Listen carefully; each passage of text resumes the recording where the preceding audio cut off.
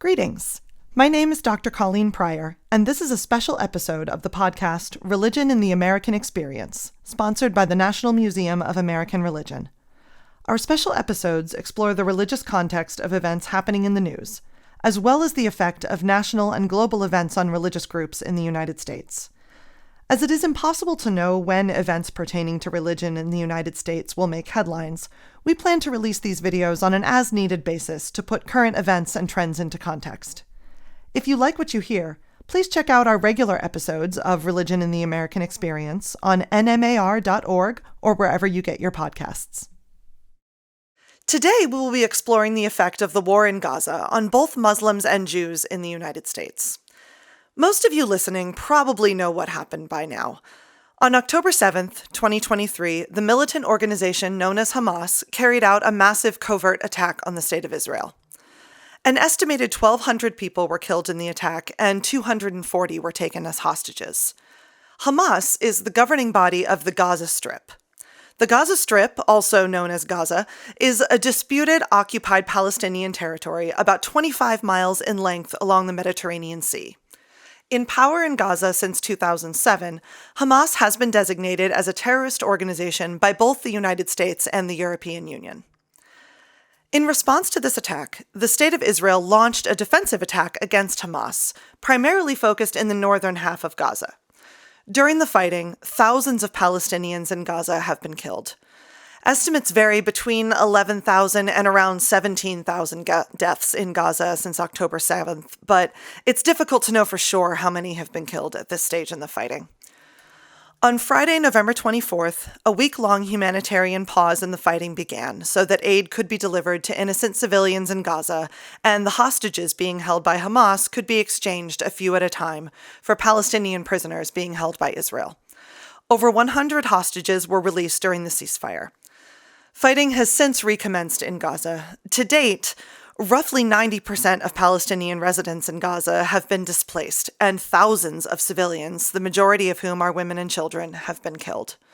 As of the recording of this program, nearly 20,000 Palestinians and Israelis have been killed since October 7th. How this will end is something we can only speculate. Some fear a larger regional conflict involving Lebanon and the West Bank, which is a territory governed by the Palestinian Authority and occupied by Israel.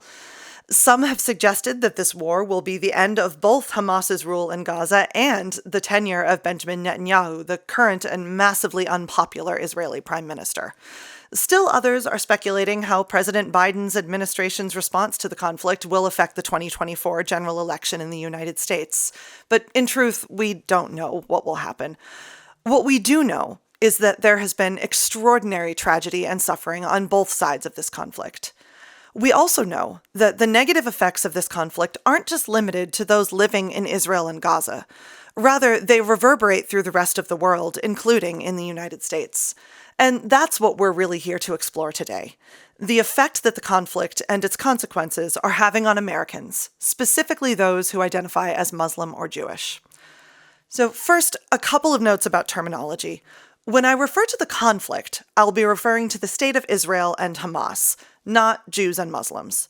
There are many people who live in Israel who are not Jewish, and there are many Jewish people around the world who are neither citizens of Israel nor associate themselves with the politics of the region. Likewise, there are many Palestinians who do not identify as Muslim, and many Muslims around the world who do not associate themselves politically with the Palestinian territories. And, of course, there are many Muslims and Jews around the world who do feel a personal connection to the politics of the region. This issue is filled with shades of gray, and it would be inappropriate to equate one religious group globally with one side of the conflict. However, in the United States, anti-Muslim actions are on the rise in general. Although not all of Palestinians are Muslim and not all Muslims are Palestinian, acts of hatred against all Muslim American groups are increasing as a whole.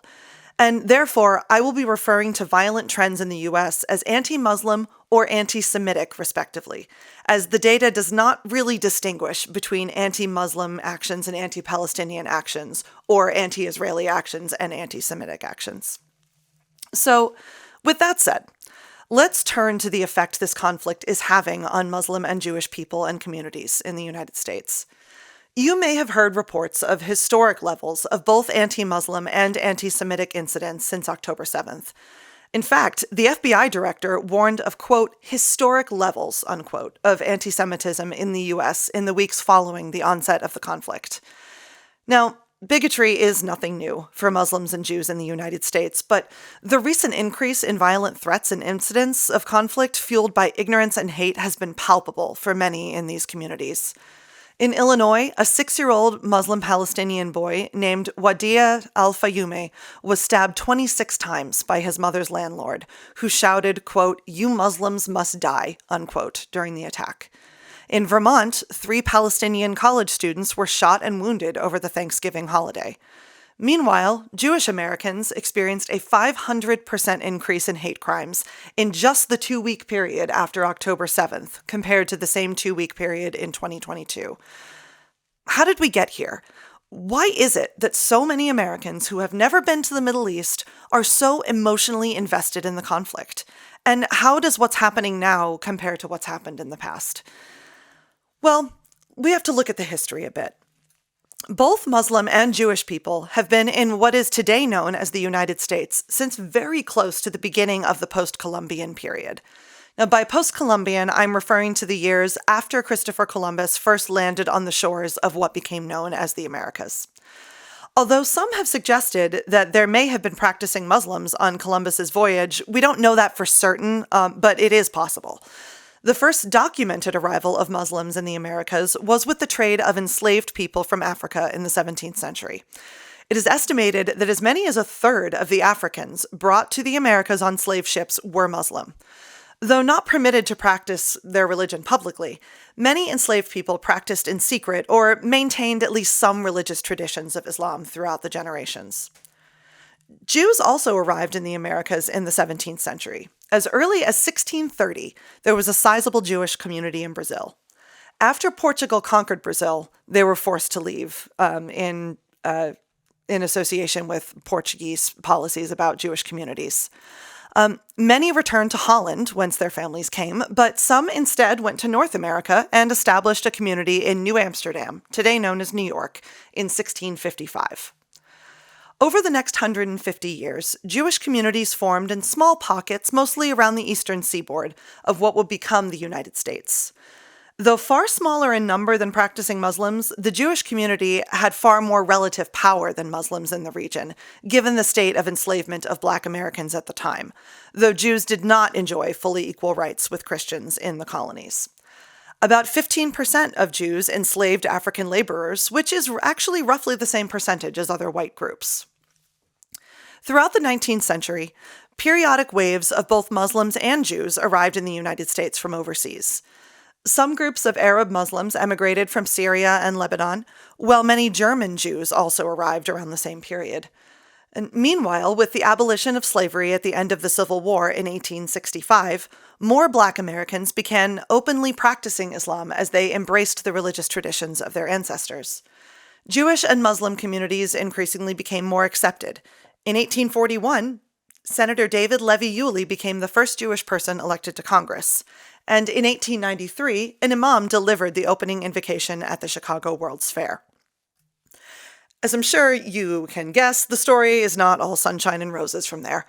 A huge wave of anti-Semitism swept the nation in the years immediately following World War I, and continued through the Second World War in the 1940s, where some of those who opposed the U.S. entering the war to interfere with the Holocaust coined the term America First, a phrase which was largely seen at the time as anti-Semitic.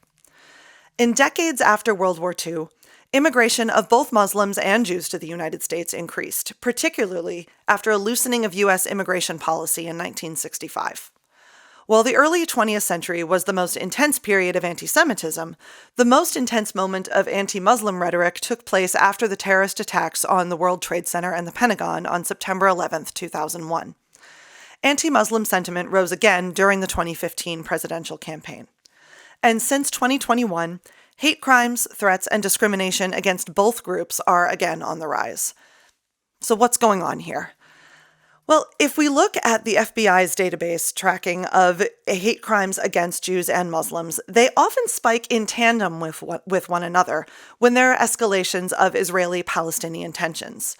We can see this clearly reflected in two charts analyzing data collected by the FBI's Hate Crime Tracking Unit, and the charts were created by the nonpartisan news organization Voice of America. For example, in August to September 2014, with the onset of the last Gaza war, there were 85 recorded incidents of anti-Semitic violence after the launch of Israel's Operation Protective Edge in Gaza in August, and 29 incidents of anti-Muslim violence after the onset of the war in September.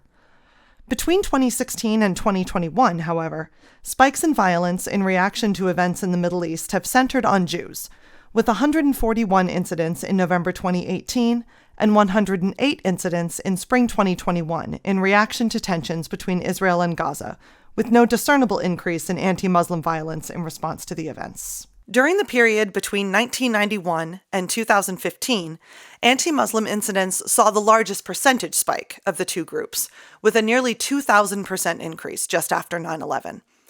However, there have been far more incidents of anti-Semitic violence in that same period, totaling over 28,000 incidents, whereas anti-Muslim incidents totaled just over 4,000. So in general, we tend to see an increase in anti-Semitic incidents in response to actions by the Israeli military, while we tend to see an increase in anti-Muslim incidents in response to terrorist action. So these raw numbers may seem to indicate greater instances of anti-Jewish sentiment in the U.S. than anti-Muslim sentiment, but that's not the whole story. The Pew Research Center is a think tank which tracks Americans' attitudes toward different religious groups. In March 2023, as in previous surveys, Americans as a whole viewed Jews positively or, quote, don't know enough to say, unquote, while they tend to view Muslims negatively or, quote, don't know enough to say, unquote. In fact, Jews are the most well-liked religious group in the United States, with 35% of Americans saying they feel warmly towards them and only 6% saying they dislike them. In terms of warm feelings, Catholics come in at a close second at 34%, followed by mainline Protestants at 30%. Jews are the only group in the single digits when it comes to percentages of people who dislike them. The next lowest are mainline Protestants at 10%. Jews are the only group with a net positive view among atheists, and in turn are the only religious group to have a net positive view of atheists themselves. Sentiments towards Muslims in the U.S. are a very different story. Only 17% of Americans feel warmly toward Muslims, coming in second to last, just above the Church of Jesus Christ of Latter-day Saints, colloquially known as Mormons, who clock in at 15%. 22% of Americans feel coldly towards Muslims, putting them right in the middle of the pack. Evangelical Christians are the least well-liked at 27%, with the Church of Jesus Christ at 25% and atheists at 24%. The only religious group with a net positive view of Muslims is the Church of Jesus Christ of Latter-day Saints.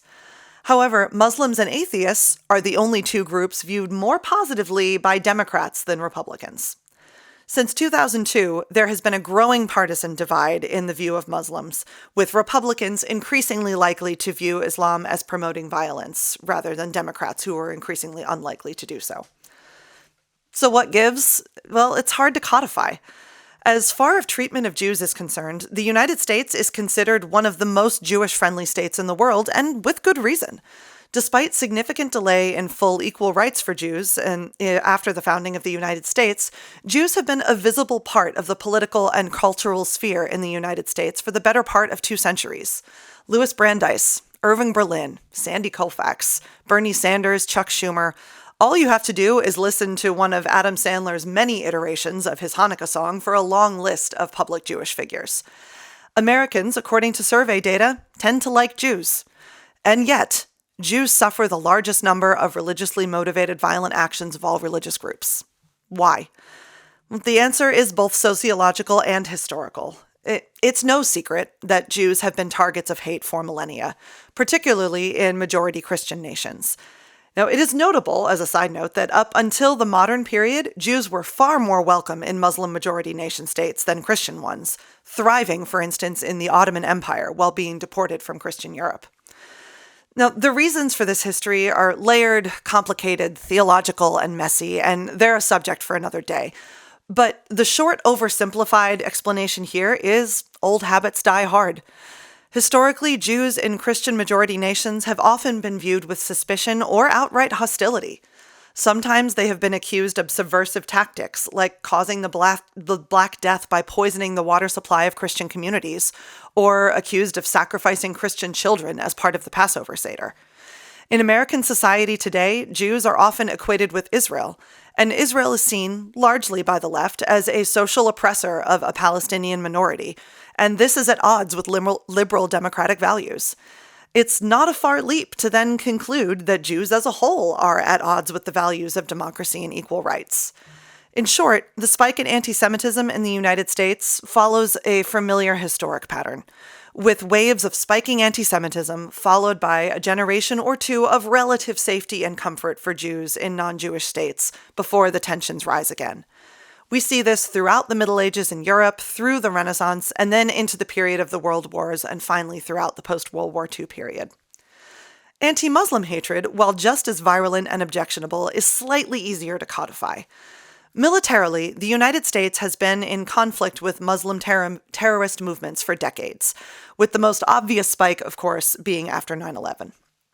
Some Americans, particularly those on the political right, equate Islam, and by extension Muslims, with violent terrorist action. This can lead to a suspicion of all Muslims, and even by extension all Arabs, regardless of their religion. While tensions between Muslim-majority nations and Christian-majority nations also have a long and storied history going back centuries, it is a bit easier to codify and understand than anti-Semitism in Christian-majority nations, as the tensions are often between nations or organized terrorist or military groups.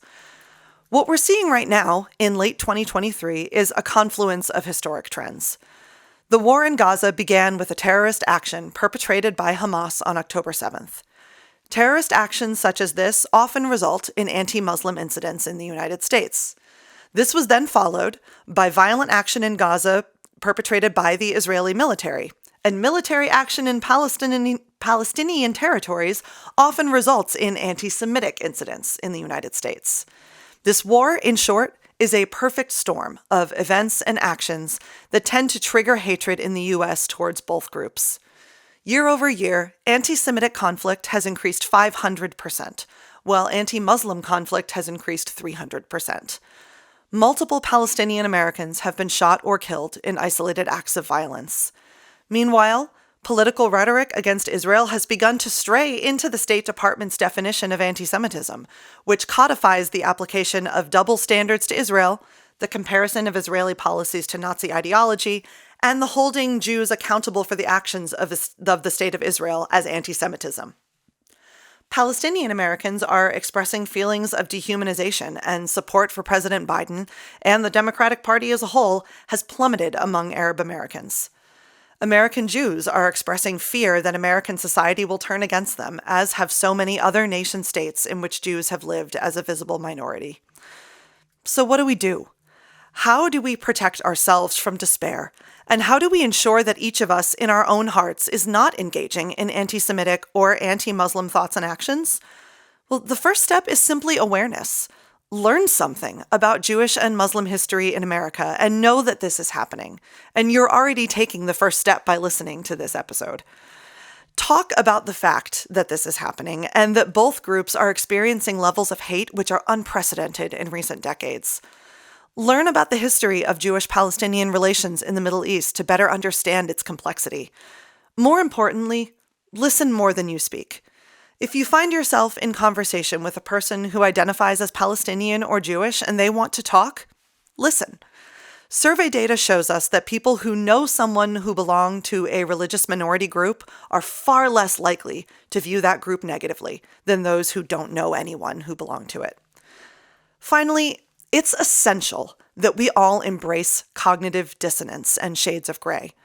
It is, in fact, possible to condemn the attack on Israel on October 7th and to disagree with Israel's historic treatment of Palestinians.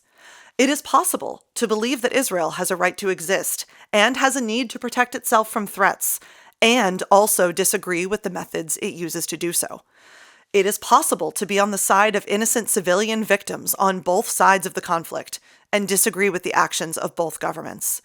We can mourn the thousands and thousands of civilians, mostly women and children, who have been killed on both sides of this conflict and still politically agree with one side over the other. There are an infinite number of seemingly contradictory opinions that can, in fact, exist in the same space. This is a complicated moment in a long history of complicated moments. Ask questions. Listen. Talk. Become informed. Monitor yourself for signs that you may be unwittingly or wittingly engaging in hate speech against one or both groups. And keep turning to resources like us for context. Until next time, be safe, be well, be reflective, and be curious. This report was produced for the National Museum of American Religion and was written by me, Dr. Colleen Prior. It was fact-checked by Dr. Tammy Schneider from Claremont Graduate University, Dr. Salisa Yilgan from Georgetown University, and Chris Stevenson, Executive Director of the National Museum of American Religion. Video and audio were recorded and edited by Matt McNevin. Remember, if you like what you heard today, you can follow our Religion in the American Experience podcast and follow the National Museum of American Religion on social media. You can find our website at nmar.org.